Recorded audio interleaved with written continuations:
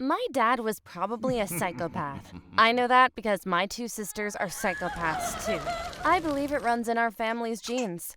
My mom struggled a lot raising all three of us on her own. She even had to kick out my sister Rita when she was only 14 because she had sold our dog for $20 to a stranger just so she could buy herself some drugs.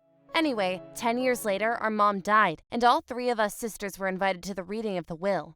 You should know that your mom's will was changed just 2 weeks ago. That's when your mom decided that all her money shall go to Suzanne. What? But my mom promised me that I would get her entire inheritance. After all, I was mom's favorite child and she hated my sister Suzanne. Seriously, when Suzanne was 18, she seduced my mom's boyfriend. They had an affair until mom found them out at night making out in her car inside the garage. That day, mom kicked Suzanne out too, and she hated her ever since. Actually, our mom was very sick for the last few months, so self-sacrificing as I am, I offered to take care of her. She must have finally realized how good of a person I am and left it all to me. Oh, really? Then tell me, how did Mom die again? She suffocated on a piece of meat. It's tragic, isn't it?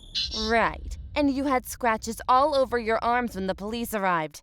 That's because Mom was getting nowhere. She panicked and flailed her arms around. That's when she accidentally scratched me. Not my fault.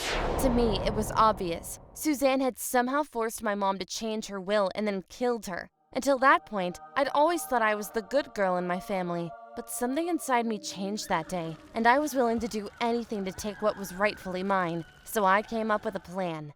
You see, my other sister Rita had always been obsessed with reptiles. As a child, she had several pet snakes that she loved to watch eat other animals alive. She normally just fed them rodents, but one time she found a kitten on the street which she then fed to her boa constrictor, or as she called her, Mrs. Bone Crusher. Now Rita was running a pet shop specializing in the sale of snakes. I visited her at home saying, "Let's talk about Suzanne. Isn't it unfair that she stole our inheritance?"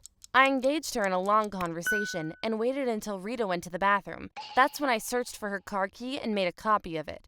I did the same thing with Suzanne. I visited her saying how glad I was that she took care of Mom during her last few months. Then I used the first chance I got to make a copy of her house key.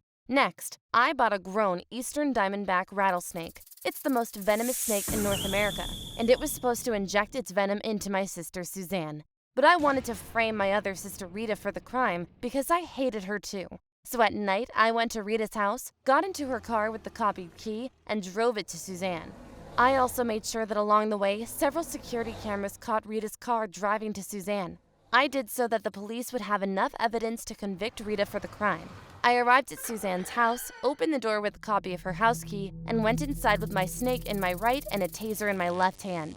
Look, I won't go into details, but eastern diamondback rattlesnake bites only have a fatality rate of around 20%. So to be safe, I made the snake bite her multiple times.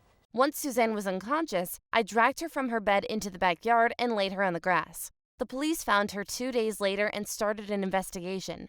Luckily, everything went as planned. The police immediately figured that no snake bites a human 6 times and always at the same spot around the neck area. Rita, who owned lots of snakes, immediately became the prime suspect. And when the police found the camera footage of her car driving to Suzanne's house at night, that's when they had enough evidence to lock her up. But don't feel bad for Rita. I told you, she's a psycho and doesn't deserve any better. Does Rita know I framed her for my crime? I'm not sure. But she will spend the next 27 years in prison and will have a lot of time to think about who did this to her. But until then, I'll enjoy the money I inherited from Suzanne.